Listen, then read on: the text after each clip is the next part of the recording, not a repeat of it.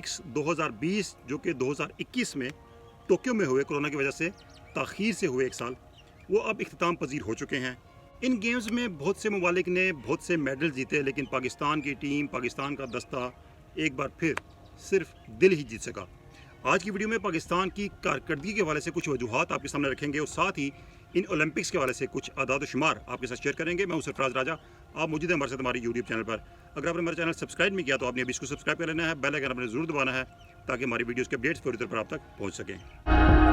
تو دوستو، آج کے دور میں اگر کوئی ملک سپر پاور ہے تو یہ ضروری نہیں کہ وہ صرف فوجی میدان میں ہی طاقت رکھتا ہو، بلکہ معیشت میں اور یہاں تک کہ سپورٹس میں بھی اس کو نمبر 1 ہونا چاہیے۔ اور اس بار امریکہ نے ثابت کیا کہ وہ سپر پاور ہے، نمبر 1 ہے سپورٹس کے میدان میں بھی۔ اور اولمپکس جو کہ دنیا کا سب سے بڑا سپورٹس میلہ ہوتا ہے، جس میں 200 سے زیادہ ممالک شریک ہوتے ہیں، اس میں امریکہ پہلے نمبر پر رہا، چین دوسرے نمبر پر رہا اور جاپان تیسرے نمبر پر رہا۔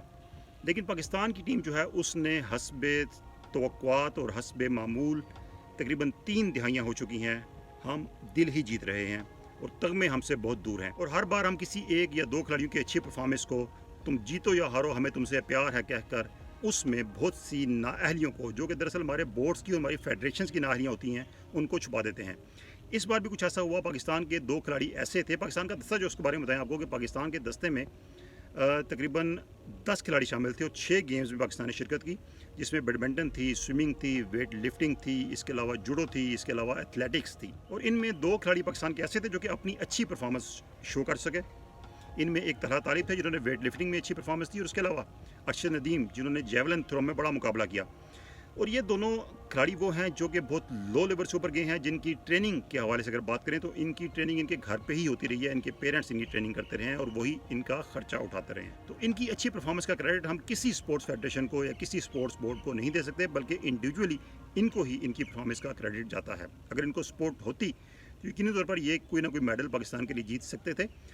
29 سال ہو چکے ہیں، پاکستان نے آخری بار 1992 میں برونز میڈل جیتا تھا ہاکی میں، اور پاکستان نے اب تک جتنے بھی میڈل جیتے ہیں اس میں زیادہ تر پاکستان کے میڈلز جو ہیں وہ ہاکی کے میدان میں ہی ہیں۔ 2 برونز میڈل پاکستان کے ایسے ہیں جو کہ پاکستان نے دوسری گیمز میں جیتے، اس میں ایک کشتی میں اور ایک میڈل باکسنگ میں جیتا پاکستان نے۔ اگر ہم جائزہ لیں باقی ملکوں سے جو کہ اولمپکس میں شریک ہوئے، جنہوں نے میڈل جیتے، تو ہم یہ کبھی نہیں کہہ سکتے کہ ان ممالک میں سہولیات بہت بہتر ہیں۔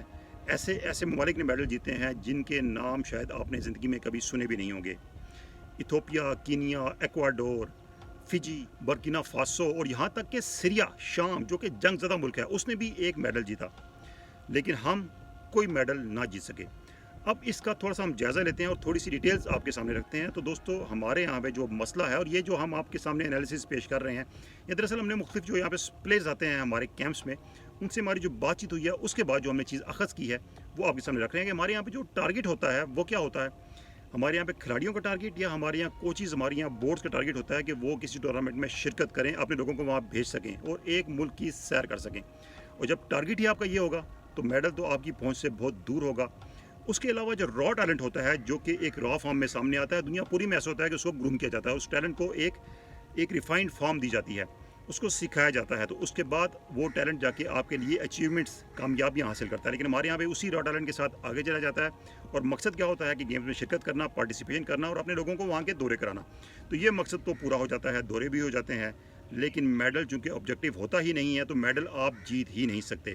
تو ہمیشہ پاکستان کے ساتھ ایسا ہی ہوتا آ رہا ہے۔ اس بار جو 2 اچھے پلیئر جنہوں نے پرفارمنس دی، وہ دونوں انڈیویجول پرفارمنس پہ آگے گئے، اپنی ذاتی کوششیں تھیں، ان کے گھر والوں نے ان کا سپورٹ کیا، گھر میں انہوں نے ٹریننگز کی، اور اسی ٹریننگ کے ساتھ وہ اتنے بڑے مقابلے میں گئے اور وہاں جا کر انہوں نے اچھی پرفارمنس دی۔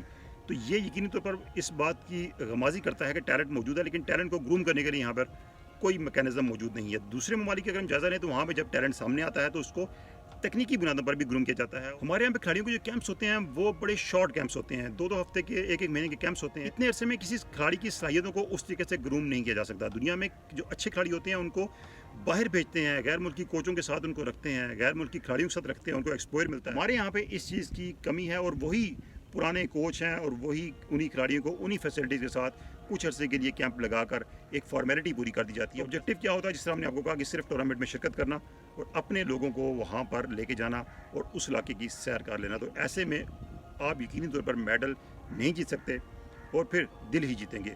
میڈل جیت کر بھی دل جیتا جا سکتا ہے. اگر آپ میڈل جیتیں گے تو یقین کریں کہ آپ زیادہ دل جیتیں گے. اس لیے کوشش کریں کہ میڈل جیتیں. اور سنسیریٹی سب سے اہم چیز ہے. جب آپ کھیلوں میں سنسیریٹی نہیں ہوگی, سنسیئرلی آپ آگے بڑھنے کی کوشش نہیں کریں گے اور کوشش نہیں کریں گے کہ ہماری کھلاڑی اتنی بڑی سطح پر کامیابی حاصل کریں, تو ایسے ہی ہوتا رہے گا اور ایسے ہی ہم دل جیتتے رہیں گے.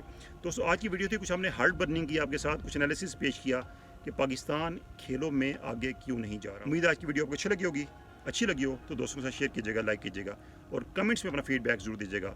اللہ حافظ.